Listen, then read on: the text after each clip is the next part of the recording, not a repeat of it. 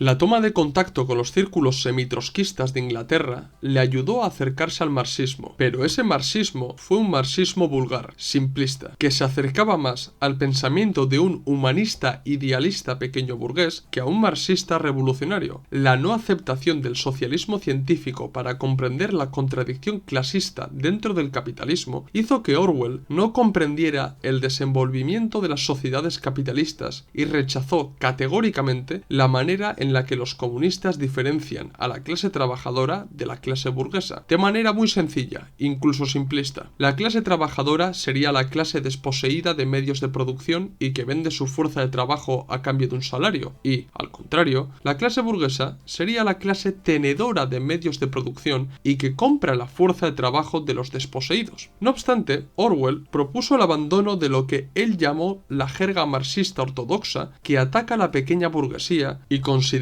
a los comerciantes y a los viajantes, la verdad que no sé a quiénes se refiere Orwell con viajantes, como parte de la clase trabajadora. Está claro que los comunistas han de desmigar la sociedad capitalista y explicar científicamente no solo las clases sociales existentes, sino los distintos estratos sociales que existen en cada clase, porque no es lo mismo el proletariado que el lumpenproletariado o la pequeña burguesía que la gran burguesía. Pero la división de las sociedades capitalistas en clase trabajadora y burguesía es un pilar para los marxistas, pero Orwell no asimiló esta idea para huir del dogmatismo y del totalitarismo. Orwell también se destacó por su falta de compromiso, porque nunca se comprometió del todo con ningún proyecto político. Es destacable que pese a acercarse al Partido Laborista Independiente, no se afilió al partido hasta 1938 y pese a afiliarse, nunca tomó parte activa en la organización, siendo para él algo más simbólico y una credencial que le certificara como autor izquierdista, socialista y marxista de cara al público. De modo que se puede concluir que el supuesto pensamiento izquierdista socialista marxista de Orwell no era más que una tapadera política porque él nunca se interesó en profundizar en el marxismo y menos aún en ser un militante comprometido, ya sea trabajando para el partido o con sus escritos. También se puede apreciar ciertos destellos de su pensamiento político partiendo del análisis que hizo sobre la Guerra Civil Española y sus escritos en el homenaje a Cataluña. Como he dicho antes, Orwell vivió en sus propias carnes las jornadas de mayo de Barcelona de 1937 y fue un punto clave en su vida. Al observar que los milicianos del CNT y del POUM llevaron a cabo un levantamiento para emprender la revolución en mitad de la guerra civil, Orwell se quedó maravillado y le pudo el romanticismo revolucionario. En vez de estudiar el caso y comprender la verdadera magnitud de aquellas jornadas que podían dejar la puerta entreabierta para que los golpistas lo aprovecharan en su favor y debilitaran la retaguardia republicana, Orwell se enfocó mucho más en los malvados estalinistas del PCE y del PSUC que querían reprimir a los revolucionarios semitrotskistas y anarquistas. Para Orwell, las jornadas de mayo se convirtieron en el paradigma idóneo del pueblo armado llevando a cabo la revolución supuestamente desde abajo y el totalitarismo de los comunistas ortodoxos que solamente luchaban en sus propios intereses y no por los intereses del pueblo. Esto es lo que escribe Albert Escusa en su artículo ¿Quién fue realmente George Orwell? A través de Homenaje a Cataluña, Orwell construye una imagen idealizada y victimista del POUM, que sirve para desprestigiar la política comunista y la estrategia del Frente Antifascista para ganar la guerra. Según él, los comunistas tenían como único objetivo aplastar la supuesta revolución y devolverle el poder a la burguesía siguiendo instrucciones de la URSS, y para ello no dudaron en destruir al POUM, un partido supuestamente inocente que no molestaba a nadie. No es de extrañar que el Homenaje a Cataluña de Orwell se haya convertido en un libro de culto para los sectores izquierdistas anticomunistas y se haya creado todo un modelo orwelliano de la Guerra Civil Española, también conocida como la Conexión Catalana. Esta conexión no es más que una escuela de literatos socialdemócratas, trotskistas y anarquistas sumamente anticomunistas que tienen como objetivo tergiversar la historia de la Guerra Civil Española para desacreditar el papel del PCE, del PSUC y de la URSS y presentarlos como verdaderos totalitarios enemigos de la clase obrera. Ahora bien, los golpistas salen mejor parados que los propios republicanos. Entre estos autores se encuentran el poumista Víctor Alba, Julián Gorkin, uno de los fundadores del PCE, que fue mantenido en París por Doriot, un agente de Hitler, y Gorkin, después de la Segunda Guerra Mundial, pasó a trabajar para la CIA, y Burnett Boloten, periodista que estuvo en la Guerra Civil y autor del libro El Gran Camuflaje, la conspiración comunista en la Guerra Civil Española, el cual fue uno de los pocos autores que simpatizó con los republicanos y que el régimen franquista permitió que sus obras se publicaran con toda tranquilidad en España. ¿Por qué será? Sencillo. El revisionismo histórico de Boloten, que emanaba directamente del revisionismo de Orwell, trataba de demostrar que en España hubo un complot soviético para machacar la verdadera revolución social y popular. A su vez, Boloten fue el autor izquierdista que defendió que si la República hubiera ganado la guerra civil, hubieran instaurado una república soviética. Por ende, el golpe que dio Franco para salvar España del sovietismo estaba justificado. No voy a extenderme mucho más acerca de la conexión catalana de los escritores que se engloban dentro de la escuela orwelliana sobre la guerra civil, porque dedicaré un vídeo a estos autores, pero sí quiero decir que el revisionismo histórico orwelliano sobre la guerra civil española ayudó a los franquistas a legitimar el golpe de Estado y la consiguiente guerra civil y asociar la Unión Soviética con el totalitarismo. Ahora vamos con la verdadera cara de George Orwell, que era Eric Arthur Blair. Mucho se habla acerca del autor, pero poco de la persona que se encontraba detrás del disfraz del autor izquierdista, humanista y pseudosocialista. Es bien sabido que Orwell tenía fobias muy marcadas que incluso para ciertos autores como el biógrafo de Trotsky y de Stalin, Isaac Tocher, se acercaban peligrosamente a la manía persecutoria. Orwell no veía bien a los homosexuales, a los judíos y a los negros, e incluso cuando actuó como un verdadero chivato para el Foreign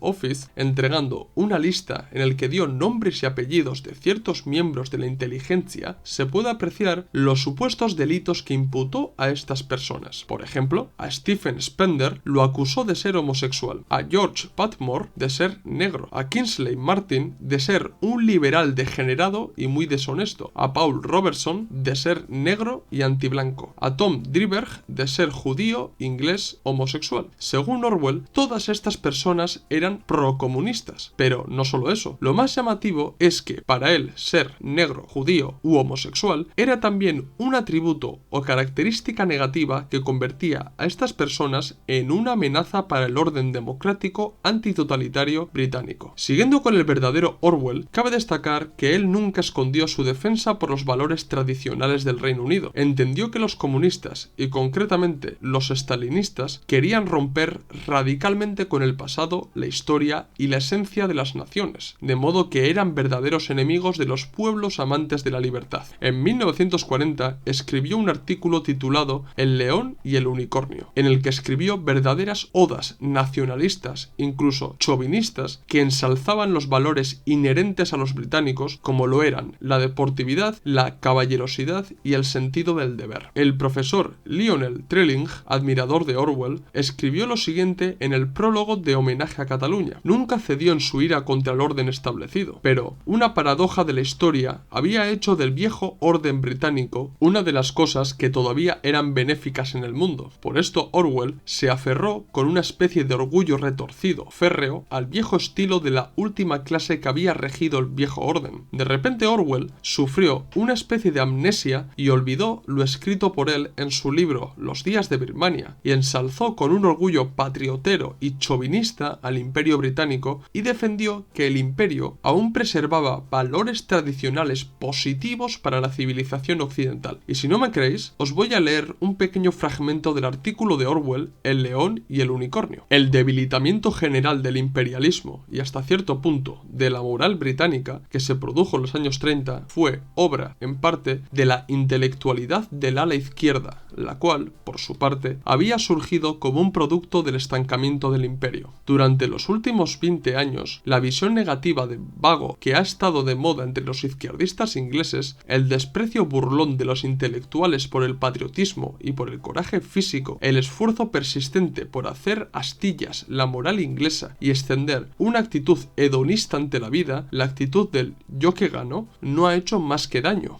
Como no, Orwell fue de los primeros literatos en igualar el fascismo con el comunismo y gracias a su insistencia con el totalitarismo, esta falsa asociación ha llegado hasta nuestros días, convirtiéndose en una de las acusaciones anticomunistas más conocidas. Orwell ha pasado a la historia como el escritor que más hizo para luchar en contra del totalitarismo, pero, aparte de sus obras Rebelión en la Granja y 1984, nunca se preocupó por estudiar el totalitarismo. La sinvergüencería de Orwell es tal que ni siquiera estudió las sociedades fascistas o la URSS para llegar a la conclusión de que eran totalitarios o no. Simplemente Orwell escribió sus novelas desde una imagen estereotipada que tenía sobre la Alemania nazi, la Italia fascista y la URSS. Su experiencia en España y las jornadas de mayo le cegaron tanto que en sus últimos años dejó atrás el idealismo humanista y romántico para convertirse en un autor individualista y en el campeón del antitotalitarismo. Para él, todos los escritores izquierdistas que atacaban el orden social y político establecido en Occidente ayudaban al florecimiento del totalitarismo en Europa y Norteamérica. Así escribió Orwell en su artículo Los escritores y el Leviatán. Toda la ideología izquierdista, tanto la científica como la utópica, fue originada por gentes que no tenían intenciones inmediatas de alcanzar el poder. Era, pues, una ideología extremista, que desdeñaba las monarquías, los gobiernos, las leyes, las fuerzas policiales, los ejércitos, las banderas, las fronteras, el patriotismo, la religión, la moral convencional y, de hecho, todo el esquema existente de las cosas. El chiste de todo esto es que Orwell nunca se identificó como un autor derechista, sino que por aquellos años se consideraba socialista democrático, o sea, una línea política izquierdista. Las contradicciones que tiene Orwell son increíbles y dignas de una persona con serios problemas de personalidad. Los escritos antitotalitarios de Orwell fueron recibidos con los brazos abiertos por el imperialismo angloestadounidense, porque, aparte de igualar el fascismo y el comunismo, Orwell ensalzaba los valores civilizatorios occidentales, por ende, el orden imperialista de las cosas en Europa y en Norteamérica. Es curioso que Orwell desarrollara una animadversión enorme para con la URSS, convirtiéndola en su principal enemiga, pero miraba para otro lado ante el colonialismo británico y el imperialismo estadounidense. Y yo me pregunto, ¿dónde quedó el Orwell que regresó de Birmania siendo un firme anticolonialista? La ayuda que prestó Orwell al mal llamado mundo libre fue enorme, y así lo explica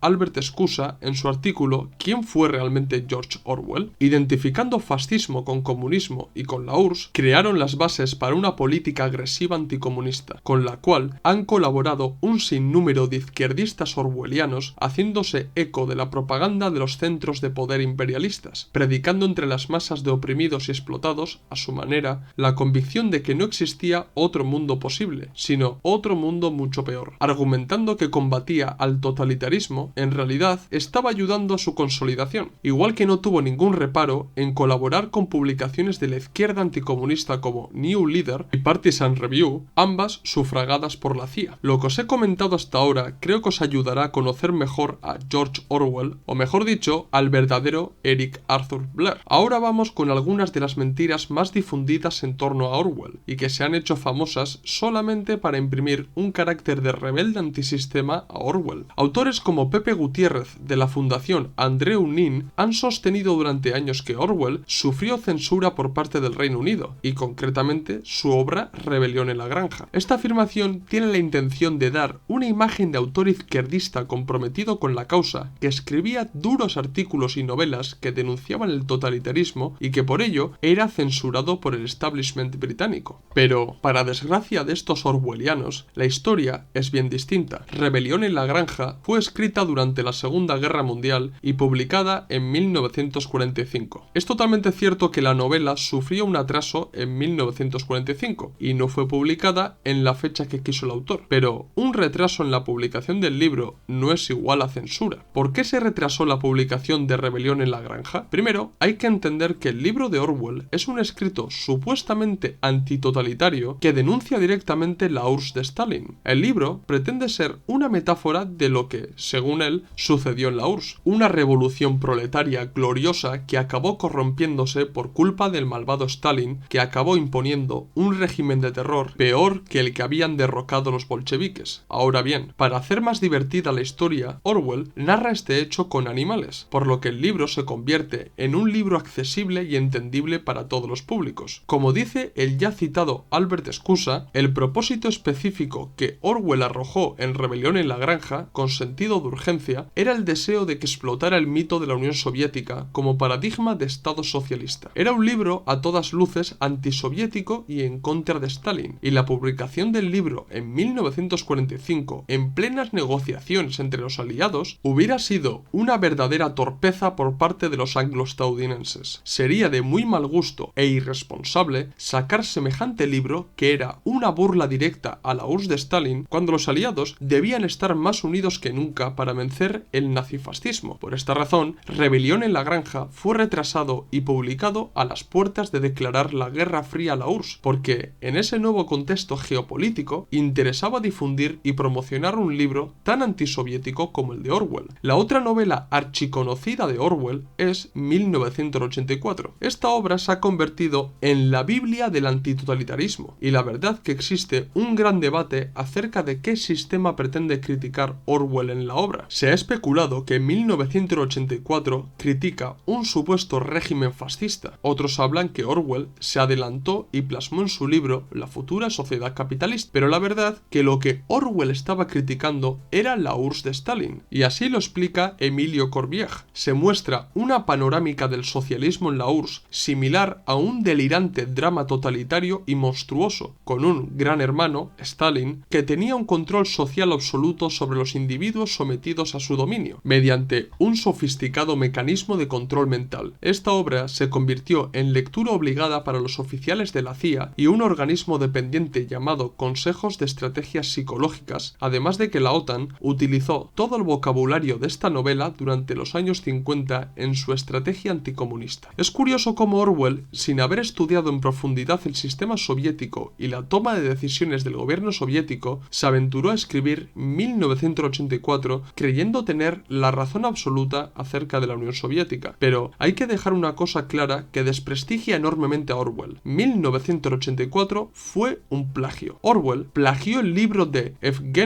Zamyatin titulado Nosotros. La idea de una Rusia soviética totalitaria, los símbolos, personajes y los mecanismos de control social que se relatan en su libro los cogió directamente del libro de Zamyatin. De modo que tenemos ante nosotros un escritor idealista, individualista, deshonesto, chauvinista y plagiador. Toda una joya. En verdad, Rebelión en la Granja y 1984 eran escritos profundamente anticomunistas que beneficiaban al relato anticomunista del imperialismo estadounidense y británico, por lo que no es de extrañar que los servicios de inteligencia de estos países promocionaran y publicitaran estas novelas para fomentar la paranoia anticomunista que asoló a estos dos países a inicios de la Guerra Fría. Hasta entonces, Orwell era un escritor mediocre que no había trascendido en el Reino Unido, pero en el nuevo contexto de la Guerra Fría, sus escritos anticomunistas ayudaban a difundir el relato de que la URSS era una terrible dictadura comunista totalitaria que controlaba todos los aspectos de la vida de sus ciudadanos. A partir de ahí, Orwell se hizo muy conocido en el mundo de la literatura occidental y sus obras se convirtieron en bestsellers, así que hay que desechar la idea de que Orwell fue censurado y abrazar la idea de que precisamente Orwell se convirtió en un escritor sumamente famoso gracias a los servicios de inteligencia de Estados Unidos y del Reino Unido. Para terminar, quiero leeros la reflexión que hace Corbière en su artículo